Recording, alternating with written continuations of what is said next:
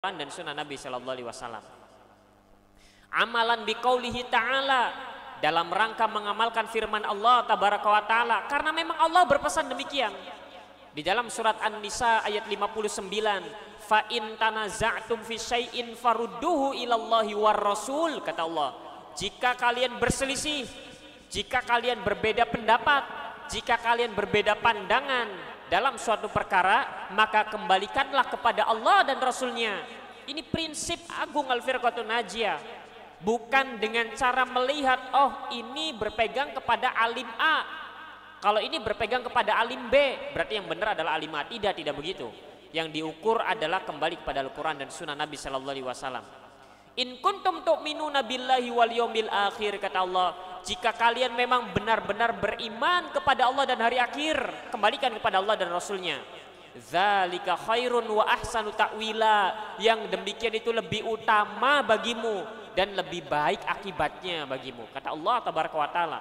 Sehingga ini prinsip yang dipegang oleh Al-Firqatun Najiyah, Ahlu Sunnati wal Jamaah. Ketika terjadi perselisihan atau ketika dia mendapatkan perbedaan pendapat, perbedaan pandangan, mendapati perselisihan, maka dia kembalikan pada Al-Quran dan Sunnah. Yang dilihat hujahnya, yang dilihat adalah apa argumentasinya dari Al-Quran dan Sunnah. Apalagi di zaman sekarang mudah sekali. Maksudnya tidak ada yang tertutup-tutupi untuk mengetahui apa alasannya. Wa qala ta'ala, dan dalam rangka mengamalkan firman Allah tabaraka wa ta'ala dalam surat An-Nisa ayat 65, Allah tabaraka wa ta'ala berfirman, fala wa rabbik, sungguh demi Rabbmu, kata Allah, fala wa rabbik la yu'minun, tidak sempurna iman mereka, hatta yuhakimuka fima syajara bainahum, sampai mereka menjadikan engkau wahai Muhammad sebagai hakim, pemutus mana yang benar, mana yang salah. Fima syajara bainahum, terhadap perkara-perkara yang mereka perselisihkan. Allah tabaraka wa ta'ala bersumpah dengan dirinya sendiri. Allah bersumpah bahwa tidak sempurna iman mereka sampai mereka mau menjadikan Rasulullah sebagai hakim, sebagai penengah, sebagai sang pemutus. Fima syajara bainahum, terhadap perkara yang mereka perselisihkan. Tsumma la yajidu fi anfusihim harajan, kemudian ketika Rasulullah telah memutuskan kebenaran ada pada A, kesalahan ada pada B, yang benar adalah ini, yang salah adalah ini, maka mereka pun tidak mendapati pada diri-diri mereka rasa berat. Ini prinsip Al-Firqatun Najiyah. Ketika tahu kita berselisih, kemudian kita kembalikan kepada Al-Quran dan Sunnah dengan cara bertanya kepada seorang yang mengerti Al-Quran dan Sunnah, lalu diputuskannya lah berdasarkan ilmu tentang Al-Quran dan Sunnah tersebut, kebenaran ada pada B, kamu salah, maka seorang Al-Firqatun Najiyah dia akan menerimanya. Dia tidak mendapati rasa berat dalam hatinya. Mimma qadaita, terhadap apa yang telah engkau putuskan. Wa yusallimu taslima, bahkan mereka pun menerimanya dengan berserah diri. Mereka menerimanya, benar-benar menerimanya dengan berserah diri. Maka ini adalah prinsip Al-Firqatun Najiyah. Mengembalikan perselisihan antara dirinya yang terjadi misalkan, atau perselisihan itu dia dapatkan, kembalikan kepada Al-Quran dan Sunnah Nabi Sallallahu Alaihi Wasallam. Sehingga ukurannya adalah Al-Quran dan Sunnah Nabi Sallallahu Alaihi Wasallam, bukan tokoh-tokoh tertentu, bukan sosok-sosok tertentu. Baik, itu prinsip yang kedua. Yang ketiga, di antara prinsip penting, prinsip utama Al-Firqatun Najiyah dan juga metode mereka dalam beragama adalah Al-Firqatun Najiyatu la tuqaddimu kalama ahadin ala kalamillahi wa rasulih. Al-Firqatun Najiyah, Ahlu Sunnati wal Jamaah, golongan yang selamat, mereka tidak mendahulukan ucapan seorang pun daripada firman Allah dan sabda Nabi Sallallahu Alaihi Wasallam. Mereka tidak mengedepankan ucapan siapapun daripada firman Allah dan sabda Nabi Sallallahu Alaihi Wasallam. Maksudnya adalah mereka tidak akan lancang mendahului Allah dan Rasulnya. Maksudnya adalah, ini perlu dijelaskan lagi, ketika ada sebuah permasalahan, maka dia akan melihat terlebih dahulu apa kata Allah, apa kata Rasul. Bukan kita jatuh dulu di dalamnya baru mencari jawaban. Tidak seperti itu. Al-Firqatun Najiyah ketika ingin berbuat, ketika ingin meyakini, maka lihat dulu apa kata Allah, apa kata Rasulnya. Setelah itu baru putuskan. Bukan memutuskan dulu baru kemudian mencari-cari apa kira-kira firman Allahnya, apa kira-kira sabda Nabinya. dia tidak demikian keadaannya. Atau dia mengikuti orang-orang selain Allah dan Rasulnya, misalkan ucapan selain Allah dan Rasulnya dia ikuti dulu, setelah itu dia tahu misalkan ini menyelisih firman Allah dan Rasulnya, tak peduli, pokoknya saya melakukan ini berdasarkan pegangan kalimat ini, tidak. Amalan biqaulihi ta'ala, dalam rangka mengamalkan firman Allah tabaraka wa ta'ala dalam surat Al-Hujurat, ya ayyuhalladzina amanu, wahai orang-orang yang beriman, kata Allah, la tuqaddimu baina yadayillahi wa rasuli, janganlah kalian mendahului Allah dan Rasulnya. Kalau kalian ingin membuat sebuah keputusan, lihat dulu apa kata Allah, apa kata Rasul, bukan membuat keputusan dulu kemudian mencari ayatnya apa, hadisnya apa. Ketika engkau tahu bahwasanya perbuatan ini adalah haram, apalagi engkau tahu bahwa Allah mengharamkannya, Rasulullah mengharamkannya, kalau tahu, lalu engkau dapatkan ucapan manusia lain yang menghalalkannya, maka di antara prinsip al-firqatun najiyah tidak mendahului keputusan Allah itu dengan ucapan seorang pun. Bukan kemudian dia malah berpegang kepada yang mengatakan halal, padahal dia tahu Allah dan Rasulnya mengharamkan. Itu maknanya. Wattaqullah, bertakwalah kalian. Innallaha sami'un alim. Sesungguhnya Allah tabaraka wa ta'ala maha mendengar, lagi maha melihat, lagi maha mengetahui. Sehingga ini adalah prinsip yang ketiga, prinsip penting di antara prinsip-prinsip al-firqatun najiyah dan metode mereka dalam beragama. Mereka tidak mendahului ucapan Allah dan ucapan Nabi Sallallahu Alaihi Wasallam dibandingkan ucapan siapapun. Mereka tidak pernah mendahului Al-Quran dan Sunnah Nabi Sallallahu Alaihi Wasallam. Maksud dari tidak mendahului itu maksudnya adalah bukan dia melakukan dulu kemudian mencari-cari. Itu maksud yang pertama. Ada sebuah perbuatan al-firqatun najiyah, dia tidak akan melakukan kecuali kalau dia tahu halal haramnya. Apa kata Allah, apa kata Rasulnya, sudah tahu baru dia lakukan. Bukan dia lakukan dulu, setelah itu baru cari-cari keterangan Al-Quran atau hadisnya. Itu maknanya, ini makna mendahului. Atau makna yang kedua, dia tahu Allah dan Rasulnya mengharamkan, lalu dia mendapatkan ada ucapan lain yang menghalalkan, lalu dia berpegang kepada ucapan yang menghalalkan, padahal dia tahu Allah mengharamkan dan Rasul mengharamkan. Maka perbuatannya ini yang disebut dengan mendahului ucapan Allah dan Rasulnya. Sehingga ini diantara prinsip penting. Maknanya adalah ketika seseorang itu dia melakukan sesuatu, lalu ternyata dia dapati Allah melarang, Rasulullah melarang, baik dalam urusan agama ataupun dalam urusan dunia, al-firqatun najiyah dia akan kembali kepada Al-Quran dan Sunnah. Dia akan kembali kepada Al-Quran dan Sunnah. Kan kita kan dalam hidup ini telah banyak melakukan perbuatan.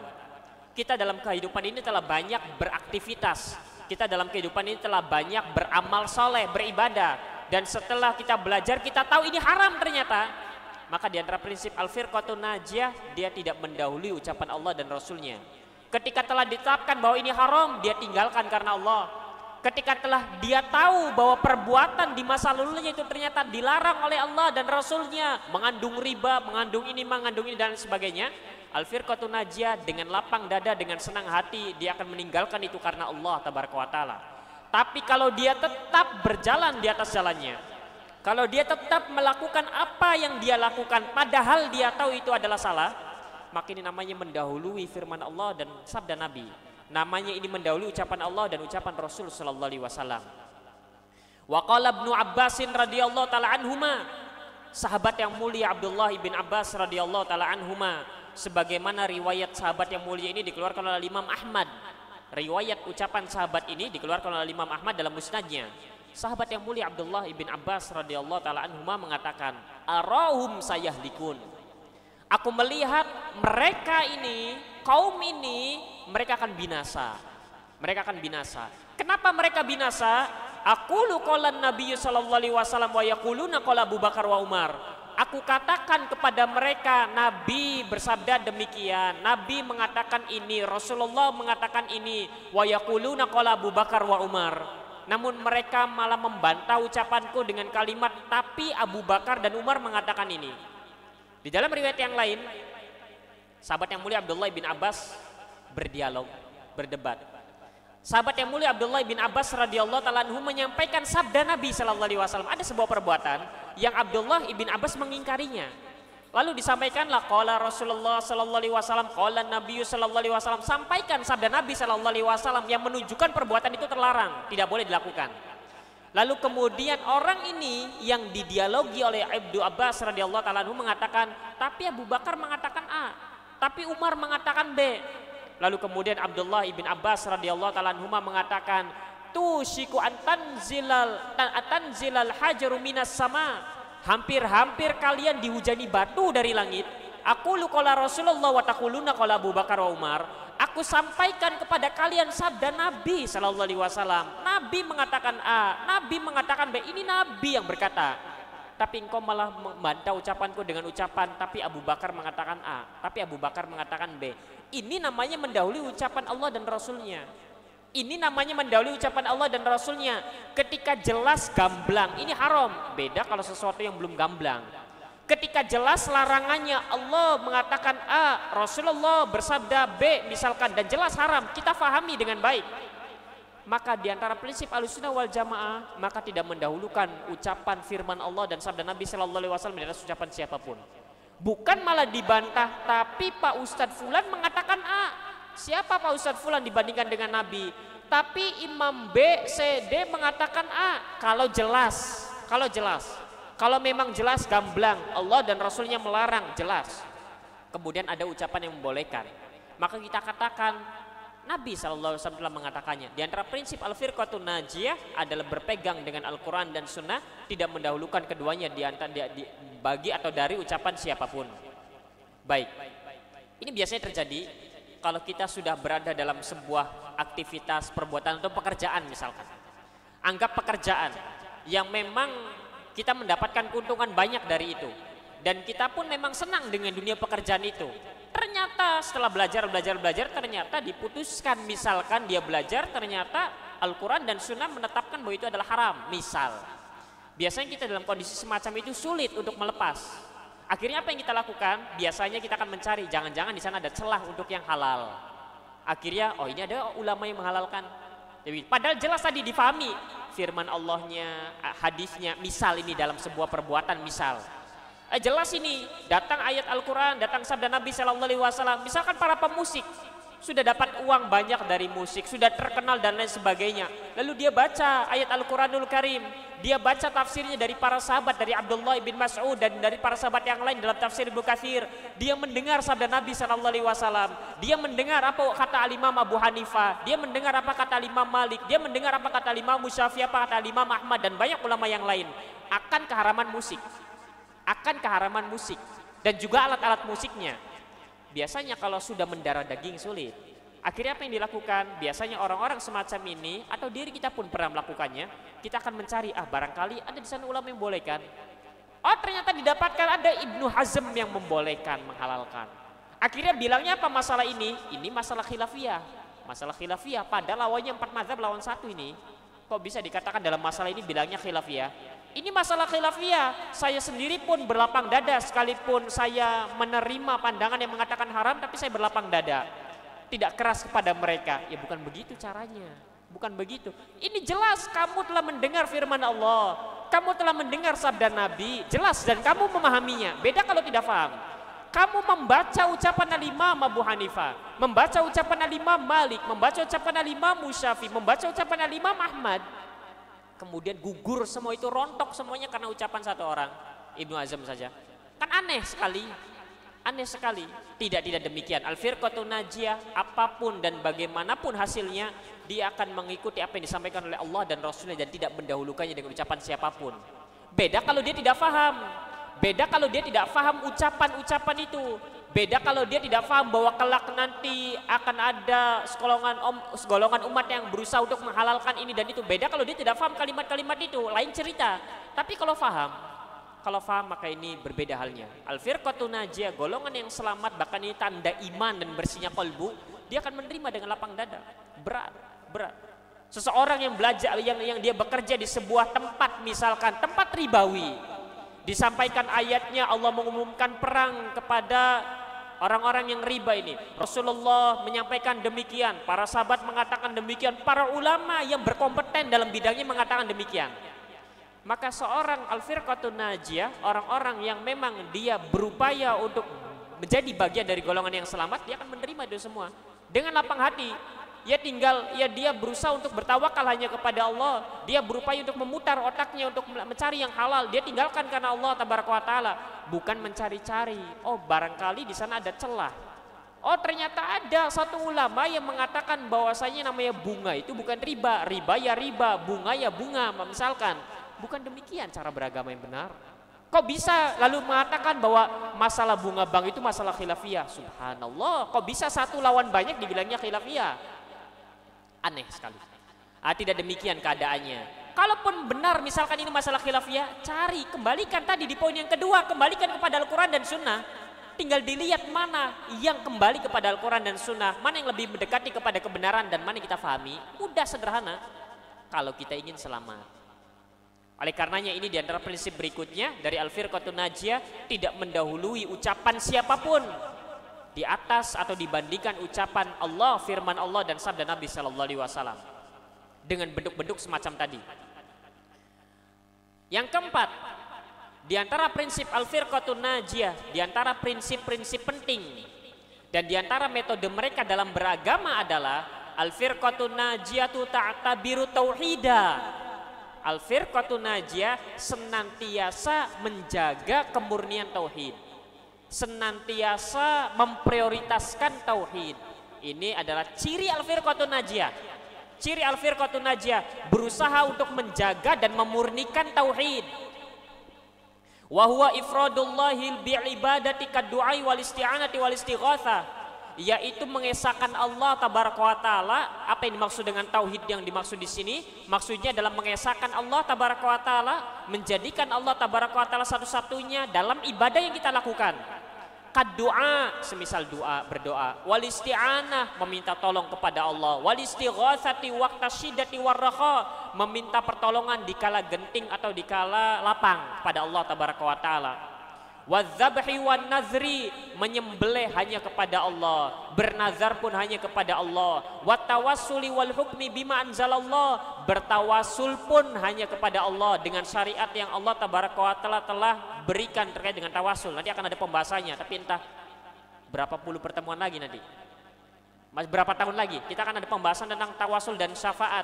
Karena diantara hakikat kesyirikan orang-orang musyrikin, mereka terjatuh dalam bab tawasul dan syafaat. Kalimat tawasul dan syafaat tidak identik dengan kesyirikan. Jadi kalau kita mendengar kalimat tawasul, jangan terbayang dalam benak kita, oh ini syirik. Tidak.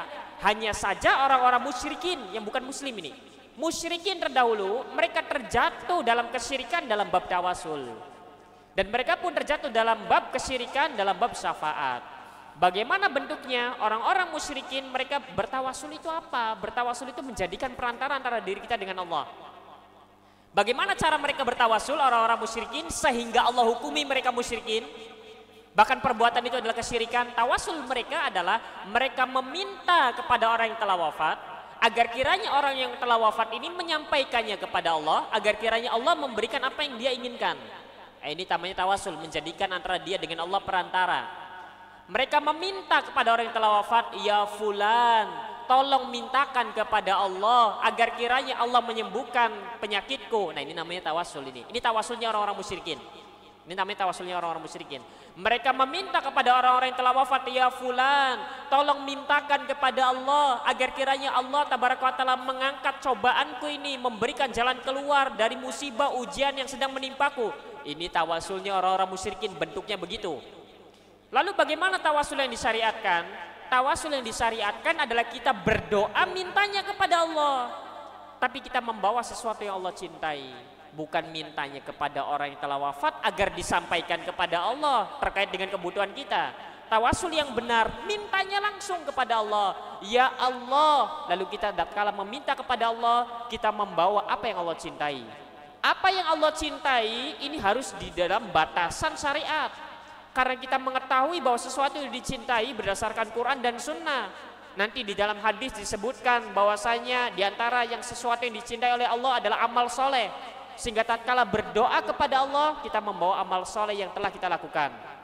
Ya Allah, aku meminta kepadamu ya Allah, di pagi tadi saya berinfak bersedekah kepada fakir miskin yang membutuhkan ya Allah. Kalaulah infak dan sedekahku di pagi hari tadi itu ikhlas karenamu ya Allah, aku minta kepadamu agar kiranya engkau angkat penyakitku. Itu namanya tawasul, mintanya kepada Allah.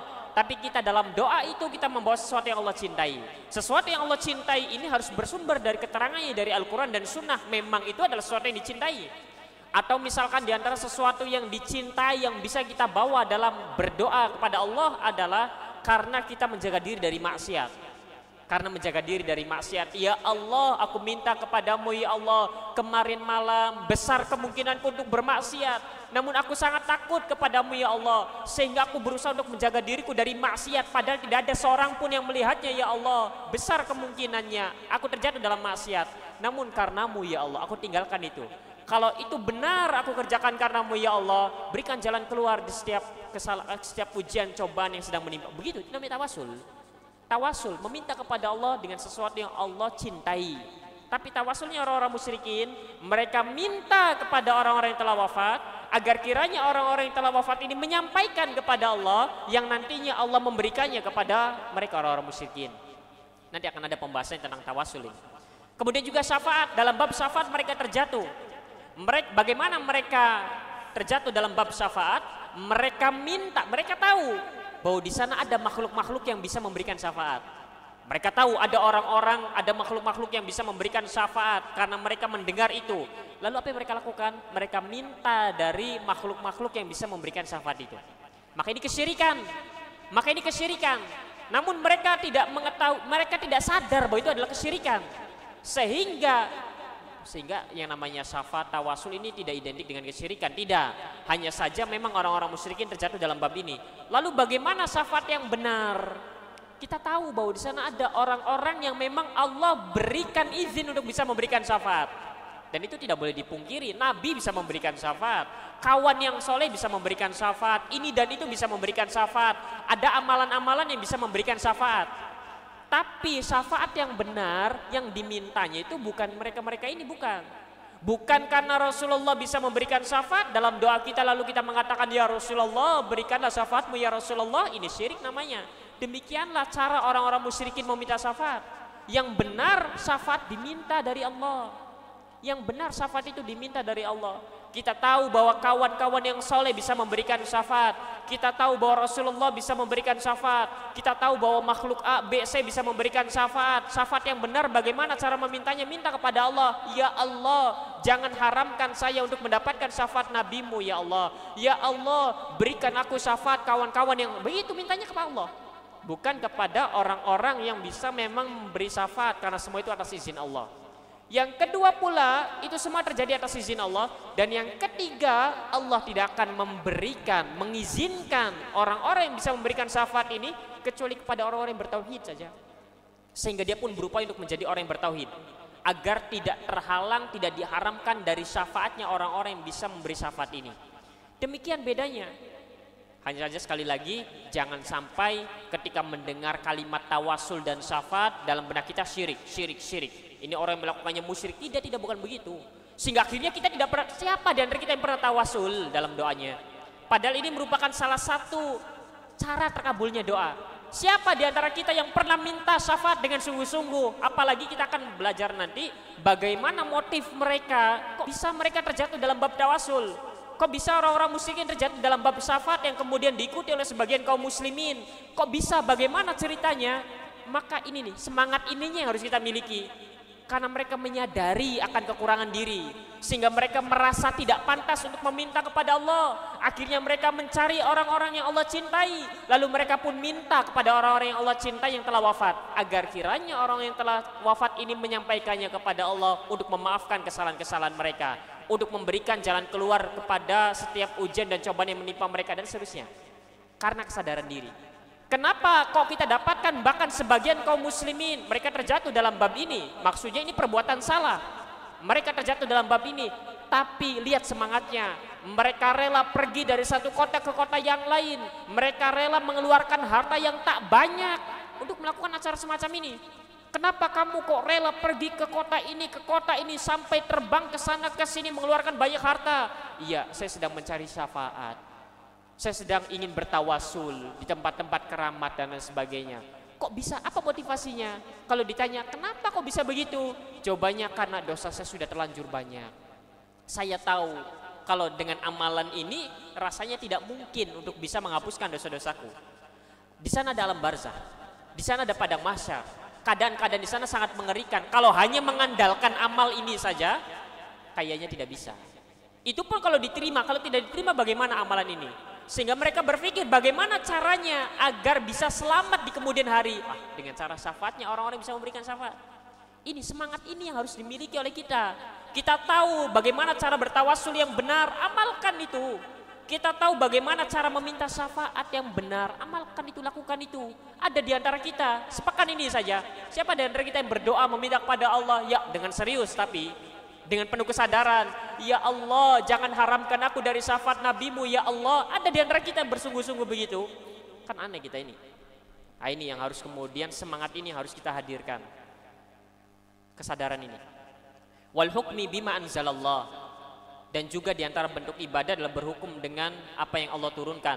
Wa ghairi dzalika min anwa'il ibadah, dan yang lainnya dari bentuk-bentuk ibadah. Al-Firqatun Najiyah mereka berusaha untuk memurnikan dan menjaga tauhid, yaitu menjadikan Allah satu-satunya tujuan dalam ibadah mereka, dalam doa mereka, dalam isti'anah, istighotsah mereka, permohonan mereka hanya kepada Allah, dalam tawasul mereka, syafaat mereka, tawakal mereka, dan lain sebagainya dari macam-macam ibadah. Ini ciri Al-Firqatun Najiyah. Huwal asasul ladzi tubna alaihi daulatul islamiyatu sahihah, yang mana tauhid ini merupakan dasar, asas terbentuknya daulah Islamiyah yang benar. Ini merupakan asas dasar terbentuknya negeri Islam yang benar. Sebagian orang Masya Allah memang tak dipungkiri semangatnya ingin membangun negeri Islam bagus, namun tidak memperhatikan tauhid. Semangatnya ingin untuk menerapkan hukum Islam bagus, namun tidak mempelajari tauhid dengan benar. Yang ada malah sebaliknya. Bagaimana Anda ingin menegakkan tauhid? Bagaimana Anda ingin menegakkan negeri Islam sedangkan engkau jahil tentang tauhid? Nabi mendidik para sahabat di atas tauhid bertahun-tahun lamanya. Bukan sehari dua hari, bukan 5 bulan setahun, bukan. Oh tapi nanti saja kalau kita sudah berkuasa baru kita akan terapkan untuk seluruh masyarakat. Tidak, bukan demikian ceritanya. Mulai dari dirimu sendiri, mulai dari orang-orang sekelilingmu, mulai dari orang-orang yang ada di lingkunganmu, lalu baru bisa. Ini, maka tauhid merupakan asas. Tanpa asas, tanpa pondasi yang benar, negeri Islam itu sampai kapanpun tidak akan terbentuk. Berapa banyak kelompok-kelompok, kelompok-kelompok bukan satu kelompok, berapa banyak golongan-golongan, kelompok-kelompok bukan hanya satu tapi banyak, yang mereka menyuarakan negeri Islam, tegakkan daulah Islamiyah, tegakkan daulah Islamiyah, tapi menurut versi mereka masing-masing. Tapi menurut versi mereka masing-masing, lah ternyata ada dalam diri mereka orang-orang yang masih datang meminta kepada kubur, masih juga ada orang yang terjatuh dalam riba, masih ada orang yang terjatuh dalam ini dan itu dari perkara-perkara yang Allah haramkan. Daulah Islamiyah yang mana yang kalian angan-angankan, dambakan, sampai detik ini tidak ada seorang pun dari mereka yang berhasil membentuk daulah Islamiyah. Tidak ada. Sudah ada digulingkan lagi, sudah ada digulingkan lagi. Oh ini daulah Islamiyah, baik masing-masing kelompok ingin daulah Islamiyah. Sekarang siapa yang layak untuk menjadi pemimpinnya? Ya masing-masing kita. Ya subhanallah, bukan begitu ceritanya. Wala budda min ib'adi syirki wa madhahirihil mawjudati fi aktsaril biladil islamiyah. Dan diantara konsekuensinya, karena Al-Firqatun Najiyah berupaya untuk menjaga memurnikan tauhid, maka dia pasti menjauhkan diri dari kesyirikan dan berbagai fenomena-fenomena kesyirikan yang terjadi di kebanyakan negeri Islam. Pasti itu. Al-Firqatun Najiyah akan begitu.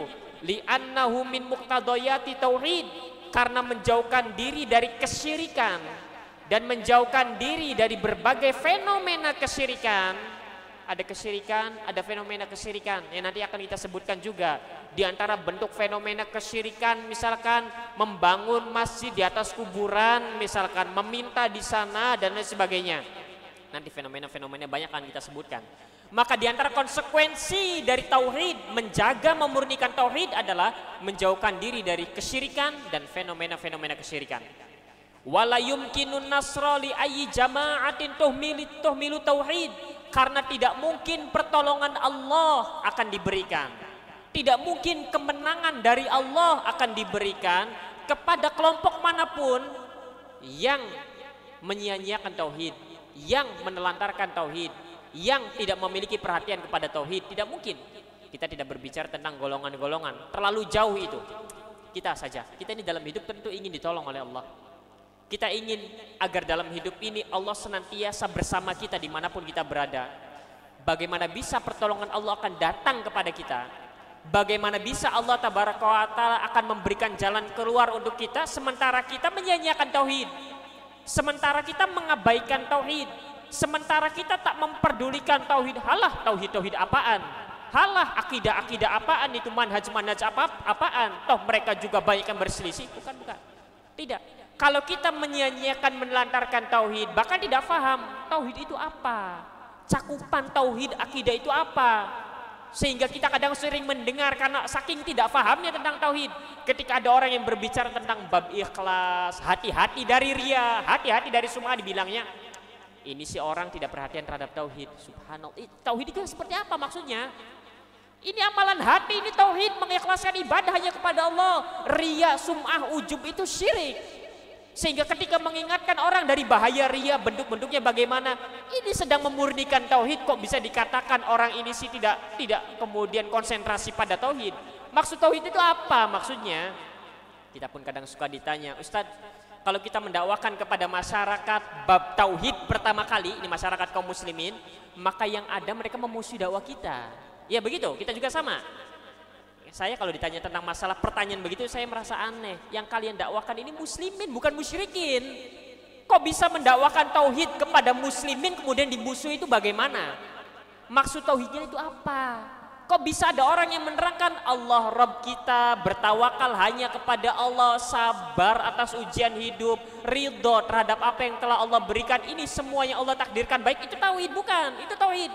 Kok bisa ngebahas beginian kemudian dimusuhi oleh orang, itu bagaimana ceritanya? Tauhid yang mana ini maksud? Oh bukan itu maksudnya Ustaz, bukan tauhid yang itu. Maksudnya jangan lakukan ini, jangan minta ini syirik. Ya jelas kalau yang disampaikan itu dulu, ya jelas kamu dimusuhi. Memang tauhid hanya itu saja? Tidak, bukan hanya itu. Yang kita terangkan ini muslimin sekalipun tidak berarti orang yang diusir, orang yang dimusuhi salah, tidak. Karena terkadang di sana pun ada orang-orang yang diam saja pun diusir.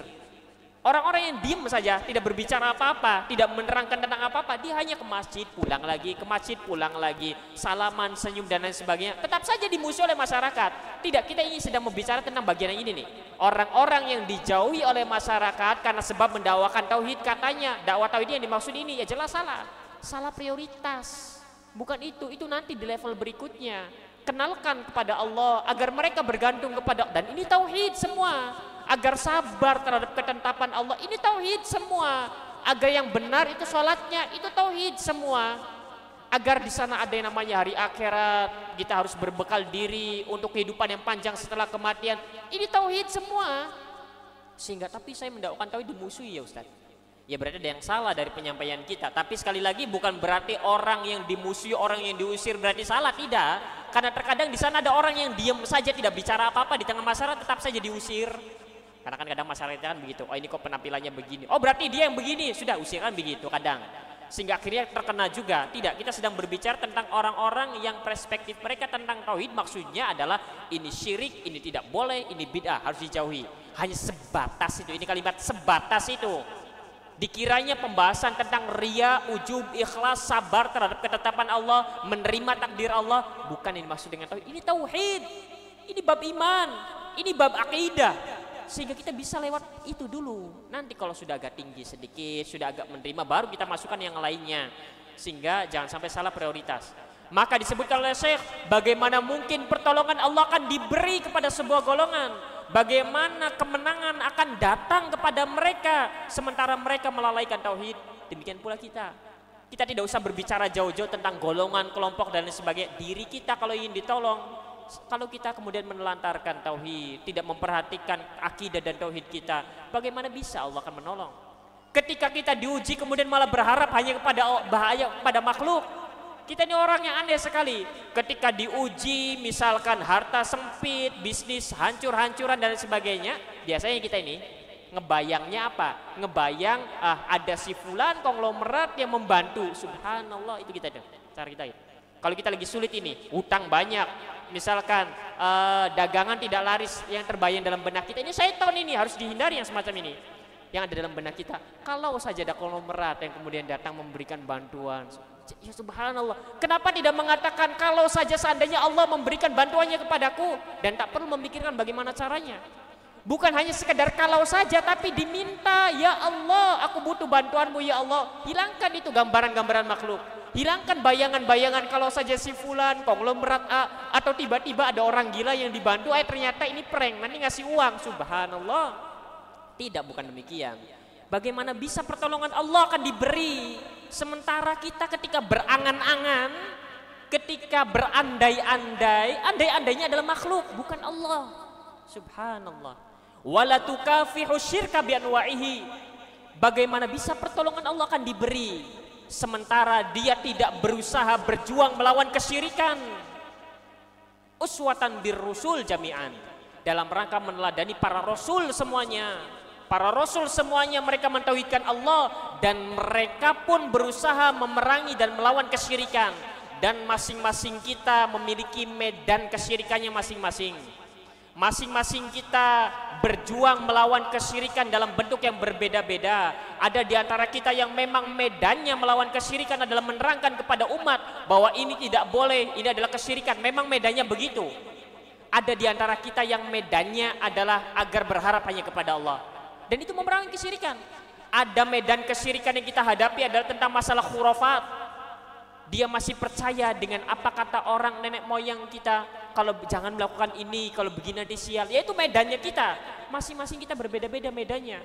Ada yang satu paket semuanya brek kepada seorang hamba itu, semuanya khurafatnya iya, dia berhadapan dengan orang-orang semacam ini, dia pun diuji dengan berharap kepada manusia, dia pun tawakal kepada manusia dan lain sebagainya. Masing-masing kita medan kesyirikannya berbeda-beda. Sehingga lihatlah diri kita, lihatlah, jangan sampai oh saya aman, alhamdulillah lingkungan saya tidak ada yang menyembah selain Allah, tidak ada yang datang meminta-minta ke kubur. Oh alhamdulillah lingkungan saya jauh dari khurafat. Tunggu dulu, berarti bukan berarti aman, karena kita masih memiliki medan untuk melawan kesyirikan itu. Tentang riya, tentang ujub, tandingan bagi Allah ada pada diri kita sendiri, tentang berbangga dan lain sebagainya. Wabi rasulinal karim salawatullahi wassalamu alaihim ajma'in, dalam rangka meneladani para rasul semuanya. Para rasul semuanya mereka berpegang dengan tauhid dan mereka pun berperang melawan kesyirikan dengan beraneka ragam bentuknya. Wabi rasulina, dan dalam rangka untuk meneladani rasul kita tercinta yang mulia salawatullahi wassalamu alaihim ajma'in. Sehingga ini diantara prinsip al-firqatun najiyah, diantara prinsip penting, karena prinsip banyak sekali. Dan ini merupakan metode cara mereka dalam beragama. Yang pertama, mereka senantiasa komitmen di atas jalannya Rasulullah dan para sahabat. Maksudnya berpegang dengan Al-Quran dan Sunnah dalam kehidupan mereka. Dalam kehidupan mereka, baik dalam ibadah, dalam keyakinan, ataupun dalam urusan dunia mereka. Menjadikan kiblatnya adalah Rasulullah dan para sahabat, sehingga tidak ambisi terhadap dunia. Ini prinsip al-firqatun najiyah. Kemudian yang kedua, al-firqatun najiyah, di antara prinsip pentingnya metode mereka dalam beragama adalah mengembalikan perselisihan perbedaan pendapat itu kepada Al-Quran dan Sunnah. Apakah itu perselisihan terjadi pada dirinya, ataukah dia mendapati perbedaan perselisihan pendapat, dia berusaha untuk mengembalikan pada Al-Quran dan Sunnah. Itu yang kedua. Yang ketiga, al-firqatun najiyah tidak mendahului ucapan siapapun daripada firman Allah dan sabda Nabi SAW. Dan yang keempat, al-firqatun najiyah senantiasa menjaga dan memurnikan perhatian, prioritasnya adalah tauhid. Prioritasnya adalah tauhid. Tidak mengabaikan tauhid, tidak menyia-nyiakan tauhid dan tidak menelantarkan tauhid, dan berjuang melawan kesyirikan pada medannya masing-masing. Demikian bisa kita sampaikan, masih nanti kita akan sebutkan masih banyak lagi. Ada 12 poin di sini tentang prinsip penting al-firqatun najiyah dan bagaimana metode mereka, cara beragama mereka dalam kehidupan ini, yang nanti akan kita sebutkan satu persatu. Demikian bisa kita sampaikan. Wallahu ta'ala alam bisawab. Sebelum kita tutup, barangkali ada satu atau dua pertanyaan, dipersilakan.